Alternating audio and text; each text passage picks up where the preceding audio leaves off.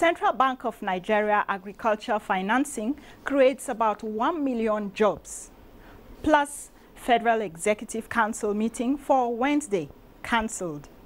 In the capital market, despite gains recorded previously, the market continued its fluctuating fortunes. I am Muplang Dakok and will be taking you through the day's business.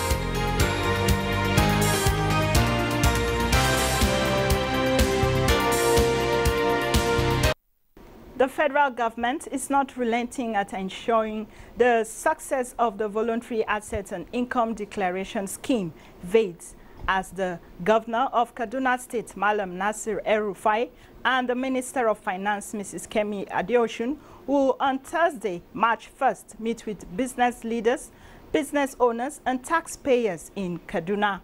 The Minister of Finance, Mrs. Kemi Adeosun, has identified regular tax payment by Nigerians as fundamental to the growth and development of the country. She noted that predictable tax revenue inflow would lead to more investments by the federal and state governments in infrastructure and job and wealth creation across the country. Currently, we have just 14 million taxpayers out of 70 million who are economically active. The scheme embraces all federal and state taxes such as companies' income tax, personal income tax, petroleum profits tax, capital gains tax, stamp duties, tertiary education tax, technology tax, tenement tax, and property taxes. It also covers all back taxes for the last 6 years in line with the statutory periods of limitation under the relevant tax status. In just 2 years of implementation of the Anchor Borrowers Program by the Central Bank of Nigeria, CBN, the initiative has contributed to the creation of about 890,000 direct jobs and 2.6 million indirect ones, with a disbursement of 55.53 billion naira. The program, which is in partnership with the state government and several private sector groups, aided the disbursement of over 250,000 farmers who cultivated almost 300,000 hectares of farmland for rice, wheat, maize, cotton, soya beans, cassava, among others. The CBN Governor Godwin Emefiele, who made this disclosure in Ondo State, said the current attention to agriculture is by no means a bad strategy. Dry season farmers, in northern Nigeria are calling for a sustainable production and marketing chain for tomato in the country. This is coming as the farmers raise concerns over the post-harvest losses being recorded on an annual basis as a result of glut of their market. A basket of 70 to 80 kilograms is being sold at 500 to 700 naira, less than $3 in Sokoto, Kano, Kaduna, and Katsina states, a development the farmers say is not profitable. World Bank and Sokoto state government have pledged to support vegetable farmers in the state. The World Bank is to provide aggregation center and greenhouse, while the government is to grant license to tomato processors in the state. The United Nations Food and Agriculture Organization, FAO, is to support Nigeria to meet the Sustainable Development Goals of food security. The support will be in the area of statistics and data collation on crop production and poverty level in rural areas. The social intervention program of the federal government kicked off 2016 with an initial budget of 500 billion naira. While the program has different components, building the capacity of the unemployed graduates and others in the semi-skilled vocation, no doubt aimed at reducing the nation's high-level poverty. But how well is this laudable objective achieved? Correspondent gives us a better insight.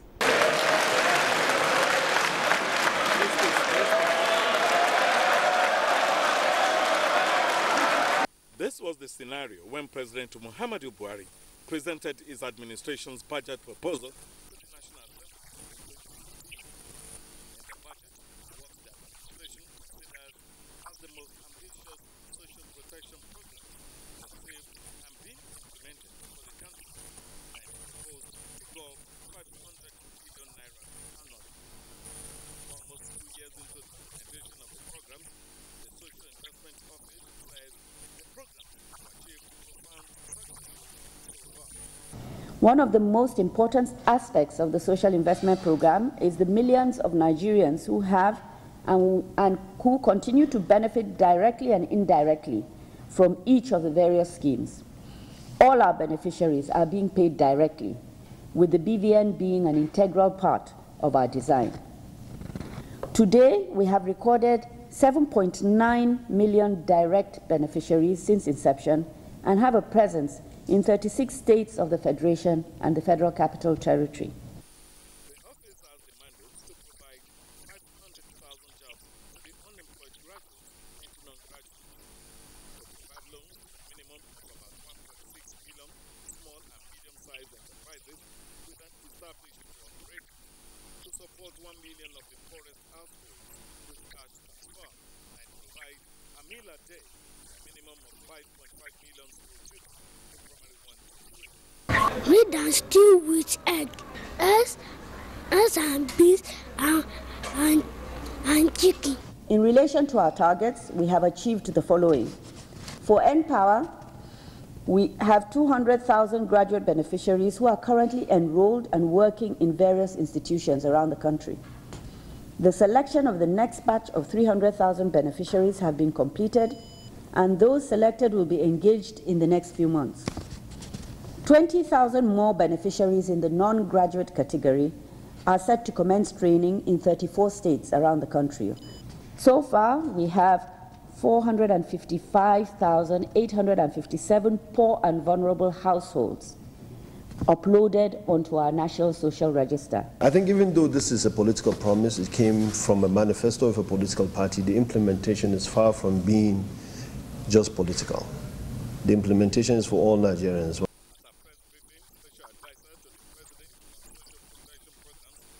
Ways called on all Nigerians to join government in this effort as it continues implementation with diligence, efficiency, and transparency. To look at options in eradicating poverty and efforts of government in that direction with the flagship of social intervention initiative and power aimed at lifting the lowest step of life, we are joined by an expert in social works and empowerment, Dr. Rosemary Okoli of the University of Nigeria, Nsukka, and formerly of the USAID. She's also a visiting lecturer to University of Edinburgh, United Kingdom. You're welcome to the program. Thank you for having me. All right. Poverty remains one of the major drawbacks in developing countries.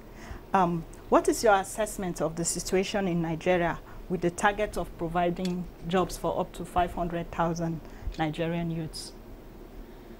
Well, like you said, poverty is a big issue in the developing world. It's not only Nigeria, but the difference is most other countries like in India, even China, who had the same problems that we currently are faced with, are making concerted efforts to address the causes of poverty.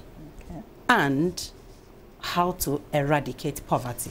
But unfortunately, what I see on ground, we have beautiful projects and programs. People talk the programs, but then we need to walk the talk. We need to do something concrete and something evidence-based, something that is sustainable to begin to address poverty. It's not something that will go immediately. It's not a 1-year or a 4-year program or a program that would, last just within a political time.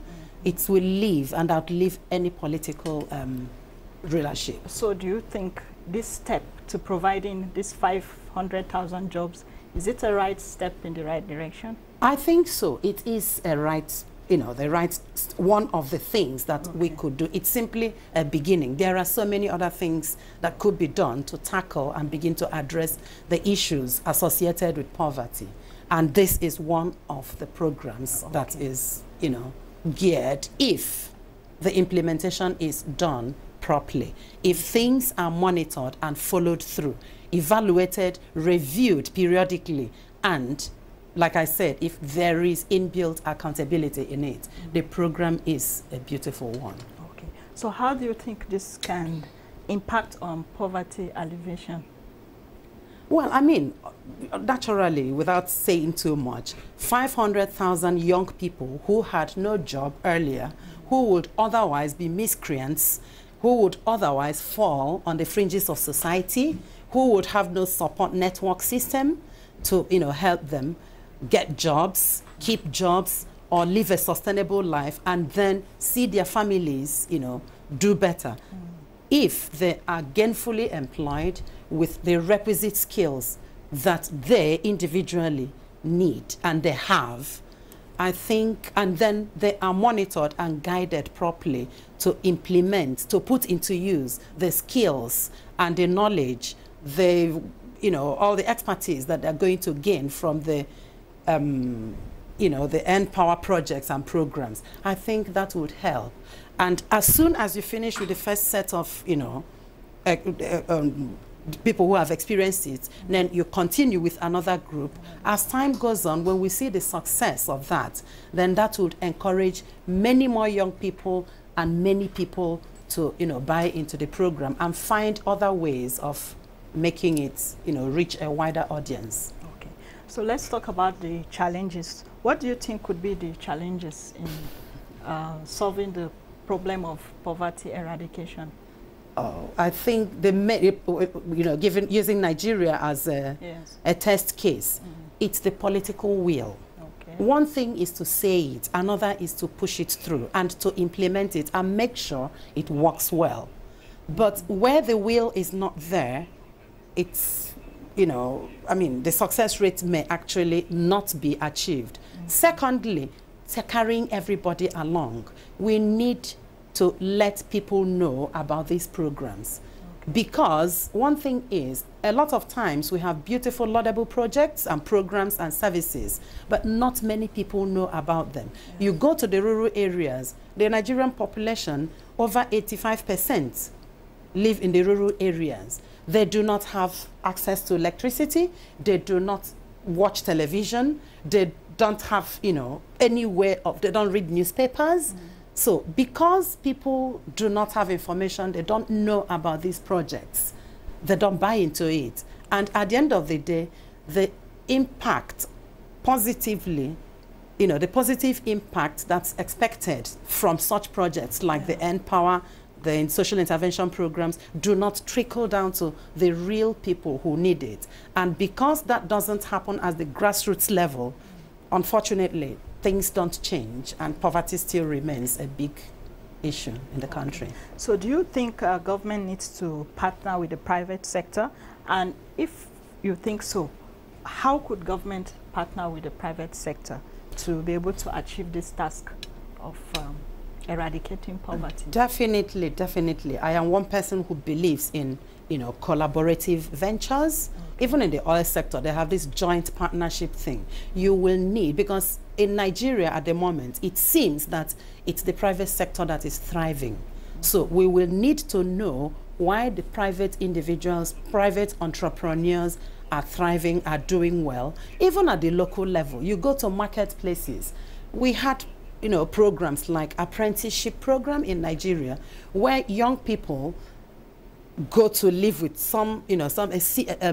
a successful businessman, serve the person, learn the trade. They are put through it informally, and within 3, 4, 5 years, they do what they call freedom or graduation, or they are free, and then they're helped by the person they served to set up their own business slowly with guidance from their masters.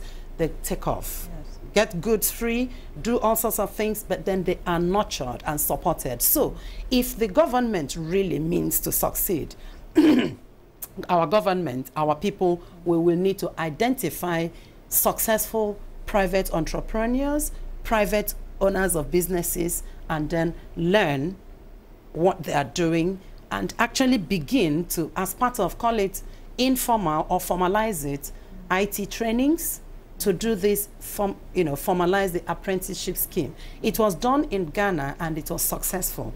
And I know it also happens in other developed economies. Okay, thank you very much. So on the final note, apart from public-private partnership, what other options do you think are available to tackle poverty? What can we learn from developing countries?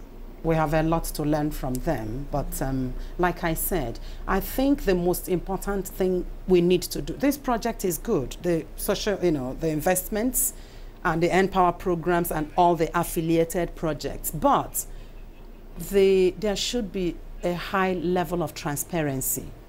If the drivers of this project from government, because government actually initiated it, make a commitment to see that this succeeds. If bribery and corruption is eschewed, this will be a very successful program. But we don't want to hear stories of squirrels or cockroaches coming to eat money or take money meant for communities, meant for young people. That is the problem, and nothing happens. In other developed societies, accountability is the key, is the word. We have to hold people accountable for the money that they say is invested. And then the young people who have benefited, the beneficiaries, will equally give testimonies of what they had benefited and help to raise another group of recipients. Thank you very much, Dr. Okoli, for joining us on the program. Thank you very much for having me. All right. Apart from oil, Nigeria no doubt remains a force in the production of non-oil commodities across the 6 geopolitical zones.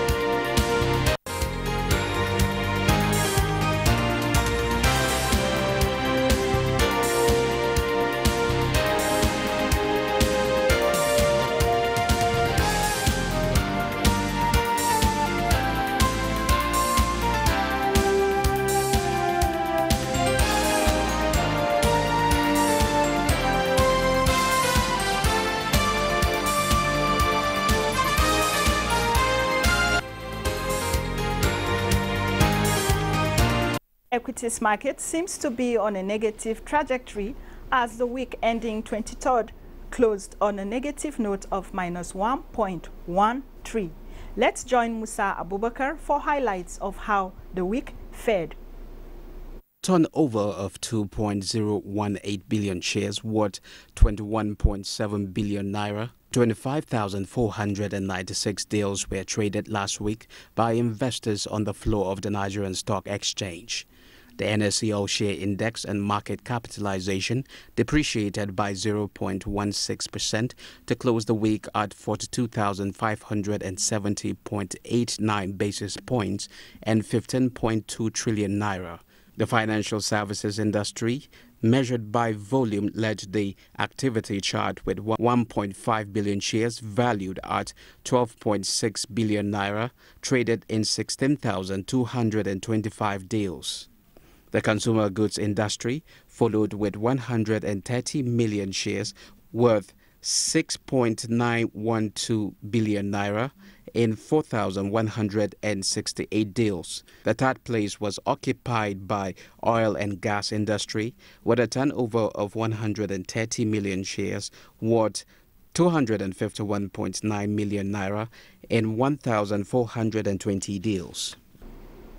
The Nigerian capital market in the week ending Friday was on a negative note. We are being joined by a stockbroker, Ima Oko, to analyze market activities. You're welcome to the program. Thank you very much. The market's fluctuating fortunes reflected in the week ended Friday, 23rd February. What's your assessment of the market?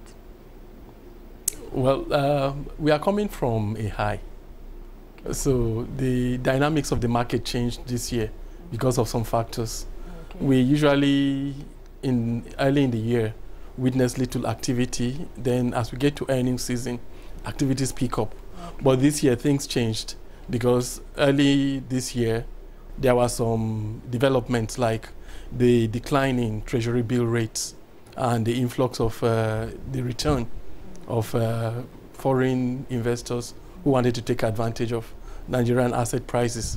So that pushed liquidity in the market, pushed prices up earlier than it usually does. Okay. So we are now witnessing some let-off from that high of January. Okay. The financial sector, the conglomerates and the services sectors continued to lead at the capital market. How would you look at developments in these sectors? Well, those are the sectors that are usually very active in the market. Okay. That is where most investors are, have their shares. Mm-hmm. So insurance and oil are very, they don't have much activities. Mm-hmm. So we'll still continue to witness much activities in those three sectors that you've mentioned. Oh, okay. Can we talk about participation of domestic and foreign companies in the market? It's about even right now. Okay. Because we are having more local institutional investors, especially the pension funds, upping their stake in the market.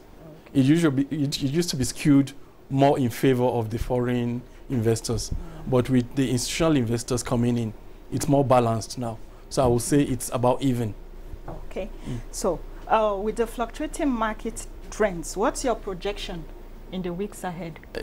We are entering earnings season. Okay. And it depends on the perception of the earnings of companies.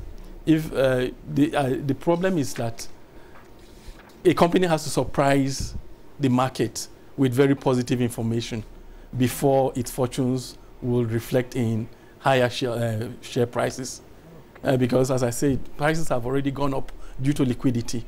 So the usual earnings that push prices up might not do as much this year.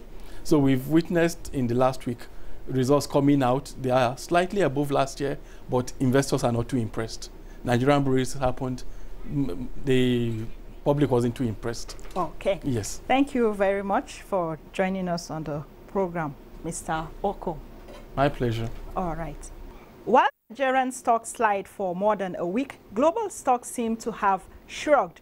Let's have numbers as presented by Musa Abubakar. Mix, South Africa JSE gained 0.95% to close 51,747.157. Tundex and Namibia overall finished the day in positive territory. X climbed 0.18% to close 12,483.79, while CAC made 0.15% gain.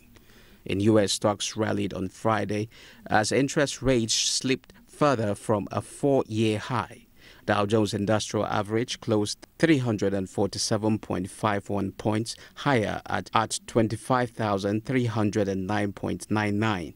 S&P appreciated 1.6% to close 2,747.30, while Nasdaq Composite advanced 1.8% to end 7,337.39. Asia equities closed on a higher note.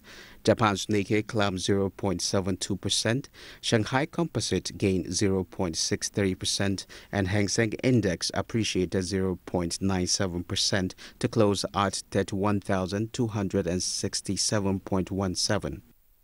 Still a lot in the can, but that's the much we can take. Do join us again on Wednesday for another package of Business Express. I am Muplang Dakok. Thanks for watching.